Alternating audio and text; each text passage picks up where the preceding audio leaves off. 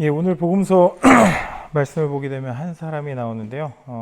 이 사람은 마태는 부자 청년이라고 묘사하고 있고요. 누가는 관원이라고 이야기를 하는데, 뭐 어찌되었거나 부나 권력을 가지고 있는 기득권자인 것은 확실합니다. 이 사람이 예수님 앞에 달려와 꿇어앉는 것을 보게 되면 달려오는 열심을 가지고 있었고, 또 꿇어앉아서 자신을 낮추는 겸손한 모습 또한 볼 수 있습니다. 그럼 그가 예수님께 물어봅니다. 어떻게 하면 영생을 얻을 수 있습니까? 라고 말입니다. 부자이면서 권력을 가진 관원이고 젊기까지 한 그가 예수님 앞에 달려와서 달려오는 열심과 꿇어앉는 겸손함을 통해서 그 간절함을 가지고 영생을 구하는 것을 볼 수 있습니다. 그러자 그런 그에게 예수님께서 계명을 말씀하십니다. 살인하지 말라, 간음하지 말라, 도둑질하지 말고, 거짓말하지 말고, 속여서 빼앗지 말고, 부모를 공경하라는 말씀을 하십니다. 좀 보통 예수님께서 계명에 대해서 이렇게 해라, 구원을 받기 위해서 이렇게 해라라는 표현을 잘 사용하지는 않으시고, 보통은 이제 요한복음 14장 1절 말씀 같이 너희는 마음에 근심하지 말라, 하나님을 믿으니 또 나를 믿으라라고 말씀하세요. 보통은 간단하게 얘기하면 그냥 나만 믿으면 돼라고 말씀하시는 것이 어떻게 보면 우리가 알고 있는 예수님의 모습이라고 할 수 있는데, 이 사람에겐 그렇게 하지 않으셨어요. 그 이유가 뭘까요? 20절에 보게 되면 그 사람은 저는 어려서부터 그 계명들을 다 지켜왔습니다 라고 이야기를 해요. 그리고 또 21절에 예수님께서 그를 보고 사랑하사라는 표현과 같이 그 말이 거짓말이 아니에요. 사실이라는 거예요. 그는 어려서부터 계명들을 다 지켜왔다라는 거예요. 그럼에도 그의 마음 가운데 이걸로 구원받을 수 있을까라는 의문이 늘 자리 잡고 있었다라는 거죠. 예수님께서는 그에게 한 가지 부족한 것을 말씀해 주세요. 그것이 무엇이었냐면 네가 가진 것을 다 팔아서 가난한 자들에게 나눠주라라는 이야기를 하시죠. 이것은 근본적인 계명 가운데 하나님을 사랑하고 이웃을 사랑하는 가장 큰 계명 중에 한 가지라는 거죠. 그리고 예수님께서는 나를 따르라고 말씀하세요.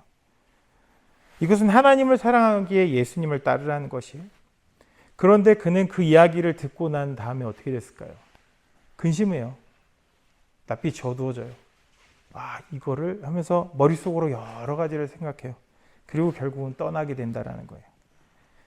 그 사람은 예수님께서 부족하다가 지적한 이웃사랑을 위해서 자신의 재산을 나눠주는 것에 대한 부담감이 있었을 수도 있어요. 그리고 자신이 관원이기 때문에 자신의 모든 권리를 버리고 예수님을 따라야 한다는 부담감도 있었을 수 있어요. 그가 처음에 예수님께서 계명을 지키는 것을 말씀하실 때는 당당했어요. 자신은 어려서부터 그것을 지켜왔기 때문에. 그 계명은 그가 부자이고 권력을 가진 관원이었기 때문에 가능했다라는 거예요. 자기가 권력을 가지고 있는데 뭐가 억울해서 살인을 하겠어요. 그리고 자기가 부를 가지고 있는데 뭐라 가늠하겠어요. 그냥 처벌을 드리겠죠. 지금은 아니에요. 그 당시 시대를 얘기하는 거예요. 그리고 자기가 부를 가지고 있는데 왜 도둑질을 하겠습니까? 그리고 자기가 권력을 가지고 있는데 뭐하러 거짓말을 하겠습니까? 그리고 자기가 권력과 부가 있는데 뭐하러 남의 것을 속이고 뺏으려고 하겠어요? 그리고 부모를 공경하는 것도 자기에게 이렇게 부와 권력을 물려주신 분인데 그분들에게 당연히 공경하는 마음이 드는 건 당연한 것이라고 생각이 돼요. 물론 요즘 나쁜 분들이 많아서 안 그런 사람도 있는 건 사실이에요. 그렇지만 보편적인 사람들은 자신이 부와 권력이라는 안정적인 기반이 있으면 기본적으로 율법적, 도덕적, 법적인 것들을 충실히 지킨다라는 거예요. 이 사람은 자신의 삶의 근간을 버리고 근간을 버리라는 예수님의 말씀이 자신의 가진 부와 권력을 내려놓으라는 그 말씀은 결국 그를 고민하게 만들었어요. 결국은 그는 그 삶을 포기하지 못해서 떠나버리게 된다는 거죠. 그 뒤에 예수님께서 제자들에게 부자가 천국 가는 것이 얼마나 어려운지에 대한 말씀을 하세요. 누리는 자들이 그것을 포기하는 것이 쉽지 않기 때문에 그렇다는 거죠. 그런데 제자들은 예수님의 이 말씀에 상당히 놀라요. 아마 제자들은 부자들이 더 많은 헌금을 하고 여유가 있는 삶을 살고 있기 때문에 신앙생활도 더 많이 한다고 생각했을 것이에요. 그리고 제자들도 부와 명예, 권력 같은 세상적인 복이 하나님께서 주신 것이라고 생각했기 때문에 부자들이 하나님의 사랑을 받는 사람이라고 착각했을 수도 있어요. 지금의 교회가 그렇죠. 돈 많고 권력 있고 명예 있고 인기 있는 사람들을 하나님이 주신 복을 받았다라고 우리는 이야기한다라는 거예요. 예수님께서는 낙타가 바늘길 나가는 것보다 부자가 구원받는 것이 어렵다라는 이야기를 해요. 우리가 상식적으로 생각하면 낙타가 바늘길을 통과하는 건 불가능해요. 그렇죠? 그럼 부자들은 다 죽으라는 소리밖에 안 되는데, 실제로 여기서 말하는 바늘길은 실제 바늘길이 아니고 성문에 보면 문에 큰 문 말고 작은 문이 있잖아요. 그걸 바늘길이라고 이야기한다고 하더라고요. 그래서 그 작은 문을 지나가기 위해서는 낙타 한 마리가 간신히 지나갈 수 있어요. 근데 그 낙타에 부자라서 짐을 가득 싣고 있으면 어떻게 될까요? 거길 지나갈 수 있을까요? 못 지나간다라는 거예요.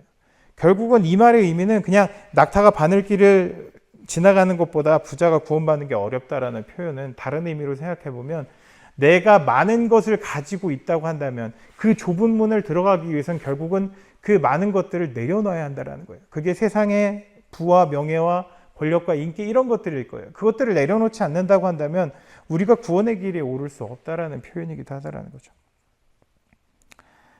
제자들은 다시 예수님께 질문해요. 그럼 누가 구원을 받을 수 있습니까? 제자들은 저렇게 잘난 사람들도 구원을 받을 수 없는데 라는 의문이 들었을 수도 있어요. 그리고 또 내가 저 사람들처럼 잘났다고 한다면 나도 그걸 포기하는 것이 어려울 것 같은데 라는 의문이 들었기 때문에 예수님께 그런 질문을 했을 수 있겠죠. 그래서 예수님께서는 결국 구원은 인력에 있지 않다라는 이야기를 하세요. 오직 구원은 하나님께 있다라는 것이에요. 많은 그리스도인들이 자신이 예수를 믿는 선택을 해서 구원을 쟁취했다라는 착각을 해요. 가장 큰 착각이에요. 그런데 이게 너무 보편적이어졌어요. 예수 믿으면 구원받는다라는 그 표현. 물론 사실이에요. 사실이지만 예수를 믿음으로써 구원을 받는 건 사실이지만 그게 내 선택은 아니라는 거예요.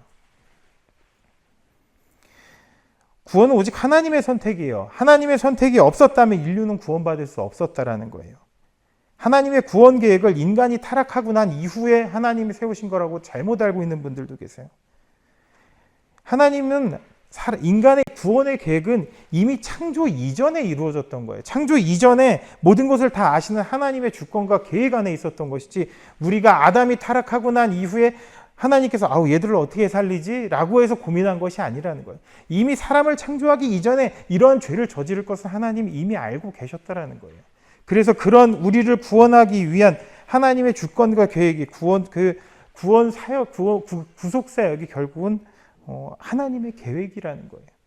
우리가 무언가 잘못을 하고 선택을 했기 때문에 하나님이 얘네들 살리려면 어쩔 수 없네, 그 이후에 준비하고 생각하는 것이 아닌 이미 우리가 창조되기 이전부터 이미 계획되어 있는 것이라는 거예요.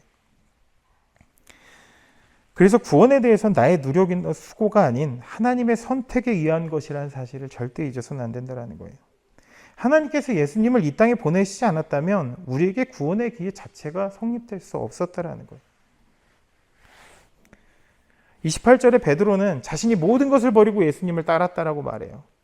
솔직히 베드로가 부자고 권력을 가지고 있어서 예수님을 따랐던 건 아니잖아요.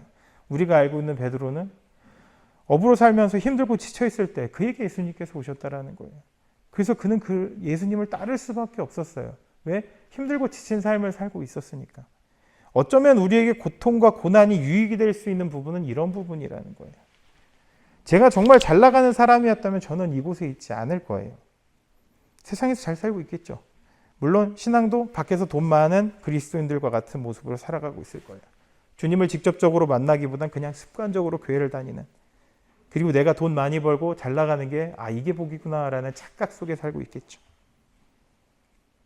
물론 세상의 기준으로는 이곳에서의 저보다 세상에서 성공해서 습관적인 신앙생활을 하는 저를 더 복받았다라고 이야기할 거예요. 그 안에는 구원은 없는 세상의 욕심에 살아가는 죄인인 제가 있겠죠. 정말 안타까운 것은 많은 그리스도인들이 바라는 것은, 그리스도의 복음은 30절에 보게 되면 예수를 따라 받게 될 100배의 복이에요. 그게 그들에게 복음이에요. 자녀들이 잘 되고 내 사업이 잘 되고 더 많은 부와 명예와 권력을 가지고 있는 것, 그들이 바라는 복음은 그것이라는 거예요. 하지만 진정한 복음은 그 뒤에 있다라는 거예요. 바로 박해예요. 그리고 난 이후에 영생이 있다라는 거예요. 이 땅에 살고 있는 많은 그리스도인들이 진정 바라는 것이 박해를 이후에 나에게 줄 영생의 삶인지 아니면 그저 이 땅에서 잘 먹고 잘 사는 것인지. 기복적인 신앙을 가진 우리는 후자이겠죠. 그냥 이 땅에서 잘 먹고 잘 사는 것이 복이라는, 그것이 복음이라는 착각 속에 살아가겠죠. 그리고 지금 그리스도의 복음을 전하는 것은 사회적으로 매장당할 수 있는 좋은 소스예요. 지금의 이런 시대가 되었다는 것, 어떻게 보면 종말론적이기도 하기도 하지만 기본적으로는 이기적인 그리스도인들로 인해서 생긴 것이기도 해요. 그럼에도 우리는 복음을 전해야 한다는 거예요. 얼마 전에 안창호 국가인권위원장 인사청문회 때 김성애 의원을 보면서 많은 사람들이 하나님을 찾는 안창호라는 사람을 무지성이라고 표현했어요. 대단하죠? 그분 사법고시까지 패스한 엄청난 지식을 가진 분인데 그분에게 무지성이라는 표현을 쓰더라고요. 김성애 의원이 이야기한 건 진화론은 과학적이다, 창조론은 그렇지 않다 였어요. 그래서 학교에서 창조론을 가르치는 건 잘못됐다, 진화론을 가르쳐야 된다라고 주장하는 사람이에요. 그를 지성인이라고 사람들은 이야기해요. 김성애 의원 참 안타깝게도 신학을 하고 전도사까지도 하셨던 분이에요. 이분이 소속된 교단이 PCUSA라고 미국에 있는 장로교단이에요. 이 교단은 2010년도인가 동성애 목사를 인정했어요. 그리고 2015년인지 14년이제는 동성 결혼을 교회에서 할 수 있게 한 교단으로 알고 있어요. 보편적으로 보수 입장에서 바라봤을 때, 복음주의 입장에서 바라봤을 때 진보주의를 갖고 있고 혼합주의를 갖고 있는 경계해야 될 교단으로 표현을 하는 곳에 신학을 하신 분이에요. 지금 제가 이 김성애 의원이 잘못됐다고 이야기하면 어떻게 될까요? 저도 그럼 같이 무지성의 근본주의자로 손가락질을 받을 거예요. 그런데 우리는 그렇게 해야 한다는 거예요. 며칠 전 한강 작가가 노벨 문학상을 수상했죠. 이거 대단한 쾌거라고 막 언론에서 난리가 났어요. 전 그런 거 볼 때마다 살짝 염려스러워요. 왜?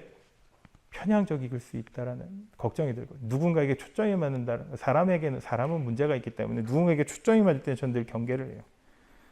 뭐 하루에 30만 권씩 책이 팔린대요. 1년에 30만 권이 안 팔리는데 하루에 30만 권이 팔렸대요. 대단한 거예요. 그러면서 부각된 게 뭘까요? 경기도교육청에서 한강 작가의 책을 유해도서로 지정했던 문제가 나왔어요. 막 난리 났죠. 야, 이 사람이 우리나라에서 노벨 문학상을 받은 사람인데 그 사람의 책을 권장 도서가 되게 하지 못할 망정 그걸 유해도서로 지정했단 말인가라면서 난리가 났어요. 그리고 한강 작가를 글에 대해서 비판한, 비판일 수도 있어요. 비판일 수도 있지만 어떻게 보면 그것에 대해서 다른 이면을 부각시킨 분일 수도 있겠지만 그분에 대해서는 온갖 욕이 난무하면서 뭐 저런 사람이 교수냐고 난리가 났어요. 전 그런 것들을 경계한다는 거예요.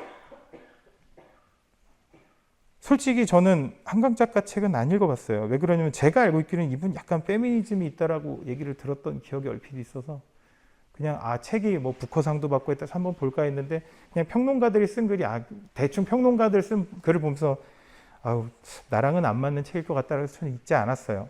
읽지 않았고 솔직히 얘기하면 뭐 책도 잘 안 읽는데 굳이 나랑 맞지 않는 책까지 찾아서 읽을 마음은 없어요. 그런데 대략적인 내용을 보게 되니까 솔직히 얘기하면 미성년자에게 권장할 도서는 아닌 것 같다라는 거예요. 성적인 부분도 나오고 동성애적인 부분이나 뭐 아니면 약간 뭐랄까요, 이분도 약간 진보 성향의 작가예요. 그러다 보니까 편향된 것들에 대한 내용들이 나올 때가 있어요. 그러다 보니까 저는 분별력이 부족한 미성년자들이 읽을 만한 책이라고 생각되지는 않아요. 물론 이후에 성년이 되고 난 이후에 그들이 그걸 분별할 수 있을 때 그 책을 읽는 것을 반대하지는 않아요. 그런 의미에서 교육청에서 그렇게 할 수 있다라고 저는 생각을 해요. 아무리 노벨 문학상을 받고 뭐 아카데미상을 수상했다고 해도 우리 기생충이었죠. 아카데미상 수상했어요. 그렇다고 해서 그걸 중고등학교 수업 시간에 틀어줄 수 있나요? 그거 19세예요. 잔인하게 사람을 죽이고 성적인 부분이 나온다고 해서 19세를 받은 영화인데 그걸 교육청에서 권장했다고 생각해요. 그럼 그게 문제죠? 되려? 근데 우리는 사회문화적인 것, 지금 흐름에서 주류가 되어 있는 것들에 대해 쏠려버리는 잘못된 모습을 갖고 있다라는 거예요. 지금 동성애를 옹호하고 있는 가장 큰 이유 중에 하나가 동성애가 뭔가 주류 문화에 편입되어 버렸어요. 모든 영화에 동성애 코드가 들어가야 되고 인종차별이라서 모든 영화에 흑인들이 들어가야 되는, 백인인데 원래 백인이었는데 예전에 화이트웍싱 한다고 그렇게 욕을 하더니 지금 블랙웍싱을 해야 된다는 거예요. 그러지 않으면 영화가 흥행을 하지 못하고 사람들이 주류층으로 인정받지 못하고 비판받기 때문에 그러한 선택들을 한다는 거예요. 그래서 진리가 아닌 것들이 주류의 흐름에 따라 변한다는 거예요. 진리는 변하는 것이 아니에요. 그런데 우리는 주류의 흐름에 따라 그 진리를 변화시키려고 한다는 거죠. 그래서 만약에 제가 한강 씨의 책이 아이들이 읽기 부적합합니다. 내가 봐도 경기도교육청 잘한 것 같아요. 라고 글을 올리면 어떻게 될까요? 제 신상 탈탈 털려서 사회적으로 매장당할 거예요. 저 자식 알고 봤더니 목사더라. 저 자식 알고 봤더니 이런 놈이더라 하면서 제 모든 게 까발려질걸요 아마.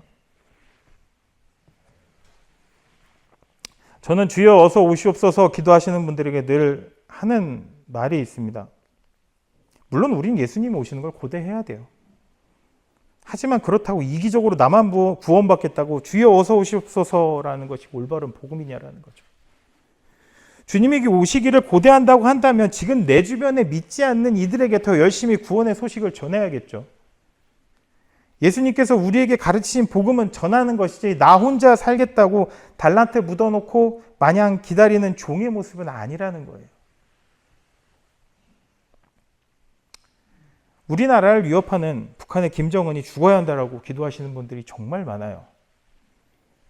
중동의 하마스나 헤즈볼라, 이란같이 이스라엘을 공격하는 나라에는 지도자들이 죽고 망해야 하는 것이 복음은 아니에요. 지금 김정은 죽으면 어떻게 될까요? 전쟁 날 확률이 엄청 높아요. 왜? 북한이 지금 후계 구도가 정해지지 않았거든요. 이렇게 되면 북한 안에 내전이 일어날 수도 있어요.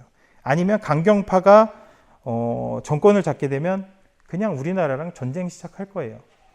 어떻게 됐든 엄청나게 많은 사람들이 아무 의미 없이 목숨을 잃게 될 거라는 거죠.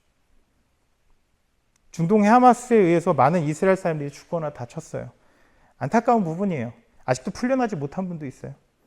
그래서 하마스, 헤즈볼라, 이란의 지도자들이 죽었다고 해서 마냥 기뻐해야 할까요?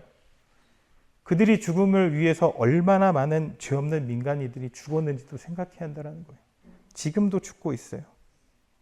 그리고 더 안타까운 건 그들 대부분이 예수를 믿지 않는 사람들이라는 거예요.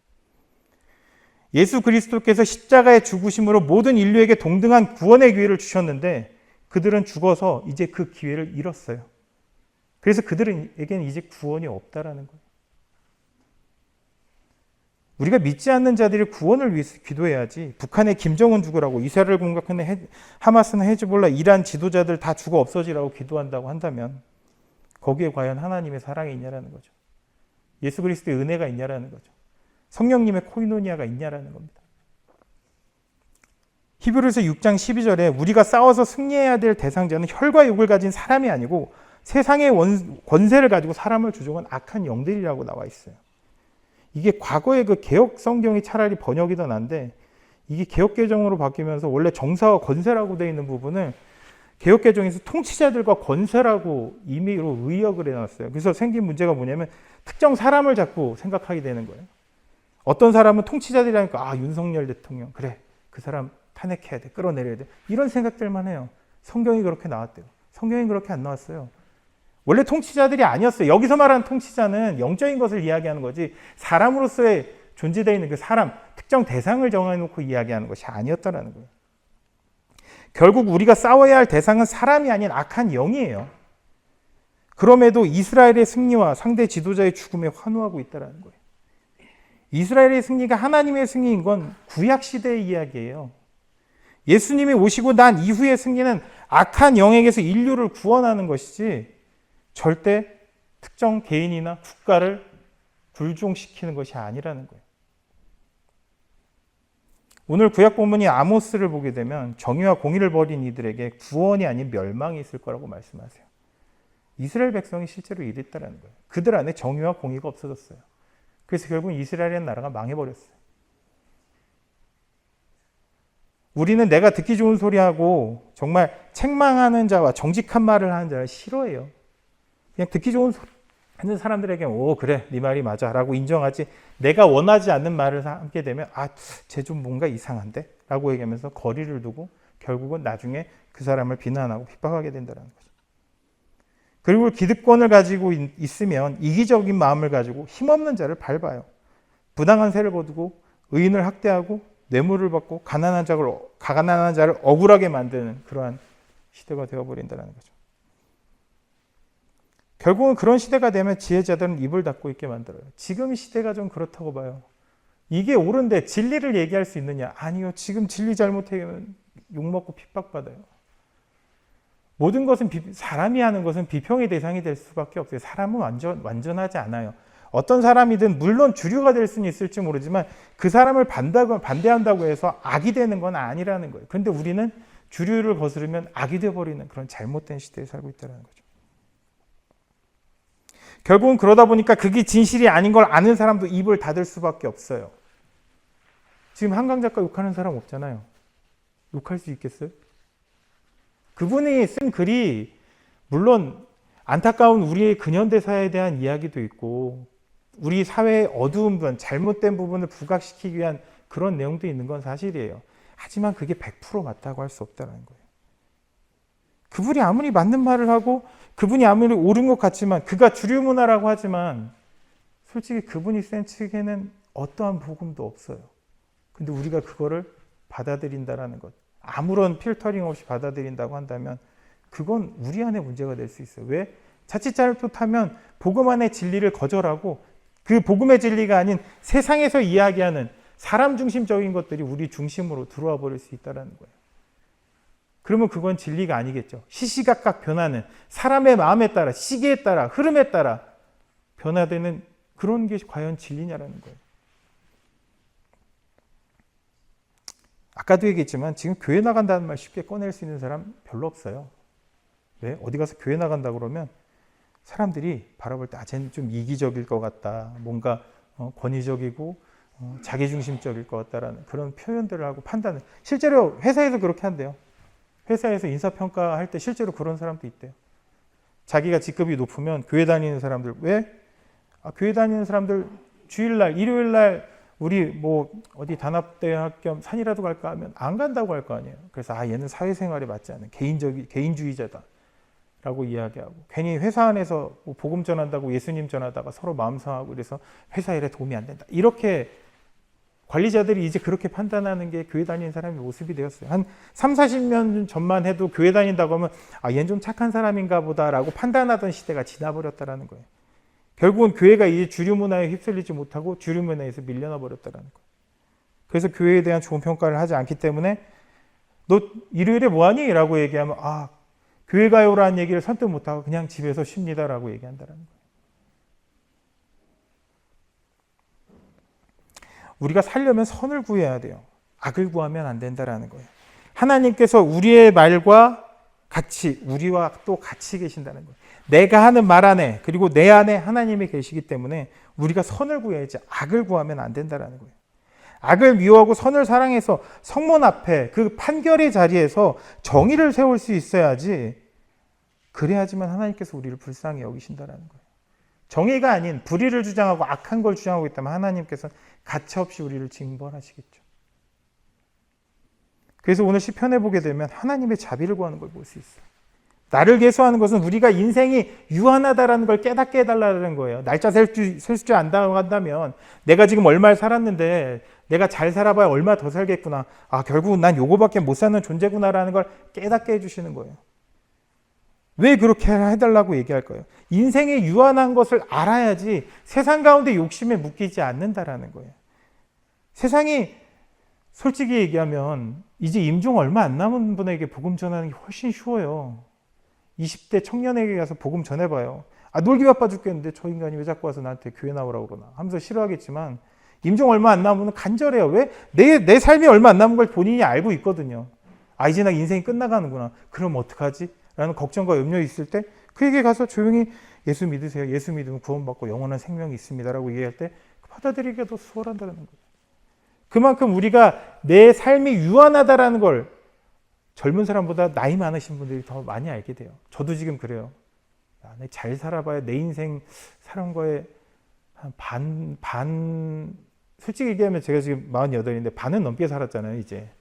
잘해야 그전 살던 거 3분의 2 정도 더 살지 않을까? 라는 생각을 하면서, 나도 살 날보다 그 산 날이 더 많은 사람이 되었구나, 라는 생각이 들어요.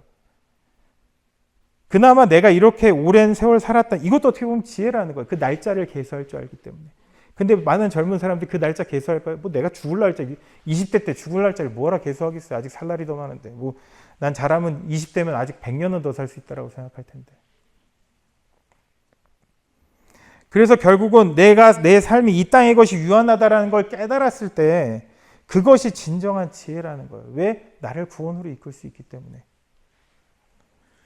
또 우리는 떠난 하나님이 돌아오셔서 나를 불쌍히 여겨달라고 간구해요. 하나님의 분노가 아닌 긍휼을 구한다라는 거예요. 그래서 우리 아까 예배 시작할 때 기리에 부르잖아요. 계속 긍휼히 여겨달라고 왜 기도하겠어요? 그냥 의미 없이 부르시는 분도 있겠지만 그 안에는 간절함이 있는 거예요. 나를 좀 불쌍하게 봐주세요. 내가 한 주간 동안 수많은 죄를 저질렀지만 주님 이 순간은 저를 긍휼히 좀 봐주세요. 그리고 저를 내치지 마시고 구원의 길로 이끌어달라는 그런 간절함이에요. 기리에가. 의미 없이 부르는 곡은 아니라는 거예요. 그리고 그 긍휼을 통해서 우리에게 은총을 베풀어 주시기를 간구하는 거라는 거예요. 마지막 때가 지금 가까워져 오고 있어요.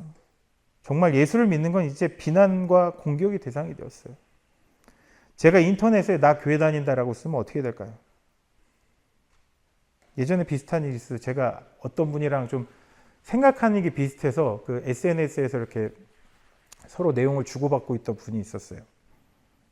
그때 세금혁명당이라서 약간 진보 성향을 갖고 있는, 제 진보 성향은 아니지만 약간 그 국가 운영이나 이런 걸 좀 이렇게 세금을 잘 쓸 수 있는 거에 대해서 고민하는 그런 SNS가 있었는데 거기 이제 가입했다가 얘기를 하다 보니까 저랑 좀 성향이 비슷하고 맞아서 이런저런 얘기들을 서로 주고받던 분이 있는데 그분에게 제가 목사라는 걸 알았을 때 그분이 경노했어요. 그래서 그분이 정말 상상할 수 없는 글을 그 전까지는 너무 친밀감 있게 글을 쓰다가 정말 뭐라고 해야 되겠어요? 하루아침에 원수를 대하듯이 글을 써서 저에게 보내셨어요. 왜 그런가 하고 봤더니 교회에 상처를 받은 게 너무 큰 사람이었어요. 그래서 그는 교회 다닌다 그러면 비난하고 공격하는 거예요. 그 와중에 그 교회의 수계인 목사라고 그러니까 진짜 죽일 놈이 된 거예요. 그 사람이. 지금은 그런 시대가 됐어요. 내가 교회를 다닌다는 것이 칭찬받는 시대가 아닌 비난받는 시대가 됐다는 거예요. 오늘 서신서인 히브리서에 보게 되면 하나님의 말씀은 살아있고 활력이 있어 좌우의 나리선 검보다 예리하다라는 말씀이 나와요. 우리가 하나님 말씀 안에 있다면 우리의 내면을 늘 보시고 감찰하신다라는 거예요. 그래서 우리의 잘못에 대한 찔림이 있게 하시고 그래서 우리를 돌이키게 해주신다라는 거예요. 그런데 문제는 우리가 죄인이라 하나님 앞에 서면 어떻게 될까요? 우리의 죄된 모든 것이 드러나요. 결국은 구원받을 수 없게 된다는 거예요. 그래서 예수 그리스도가 있어야 한다는 거예요. 우리의 큰 대제사장이 되시는 예수님 외에는 그 문제를 해결할 사람이 없다라는 거예요. 우리는 연약함으로 인해서 죄들을 저질러요. 그런데 예수님께서는 그걸 이해하세요. 예수님도 우리와 같은 육신을 입으셨기 때문에 우리가 받을 시험을 알고 계신다라는 거예요. 물론 그렇다고 해서 예수님께서 죄를 저지르셨다는 건 아니에요. 다만 우리가 시험에 들 수 있는 육신에 가진 삶을 본인도 살아봤기 때문에 그것에서 그래 너희들이 그럴 수 있어라고 우리를 이해해 주신다라는 거예요. 그래서 우리는 예수 그리스도를 통해서 긍휼하심을 받고 은혜를 주시는 보좌 앞에 나가야 한다는 거예요. 이게 복음이에요. 나의 어떤 수고와 노력도 나 하나 구원하지 못해요. 내가 태어나서 죽을 때까지 늘 교회에 있고 찬양하고 기도하고 뭐 봉사하고 헌신 아무리 다 해도 그것만으로도 나 하나를 구원을 못해요. 수도원에 살고 있는 수도사들 자기 죄 안 저지르고 책망하면서 맨날 채찍질하고 살지만 그걸로 절대 구원받을 수 없어요. 그 안에 예수 그리스도 없으면 그냥 자기 몸만 상하는 거예요. 결국 우리의 구원은 예수님과 함께할 때 가능하다라는 거예요. 그리고 예수님과 함께한다라는 것은 세상의 것을 내려놔야 한다라는 거예요. 고난받는 그리고 박해받는 삶을 받을 때, 예수님의 그 고난과 박해의 삶에 함께 할 때 우리는 구원에 이를 수 있다는 거예요. 그런데 우리가 그 삶을 피한다고 하면 어떻게 될까요? 예수님의 그 고난에 참여하지 않는다라면 어떻게 될까요? 예수님의 제자들이 그랬어요. 예수님이 십자가의 고난과 핍박을 다 받을 때 그들은 예수님의 고난에 참여하지 않고 도망갔어요. 그리고 그들은 어떻게 됐을까요? 인생의 패배자들이 됐어요.